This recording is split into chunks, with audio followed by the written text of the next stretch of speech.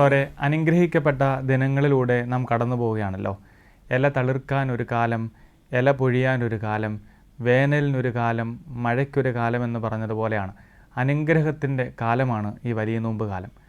നമ്മുടെയൊക്കെ ജീവിതത്തിൻ്റെ പാതിയോരങ്ങളിൽ കുരിശുമായി തളർന്നും തകർന്നും നിൽക്കുന്ന മനുഷ്യരെ നാം ചുറ്റും കണ്ടുമുട്ടുന്നുണ്ടല്ലോ.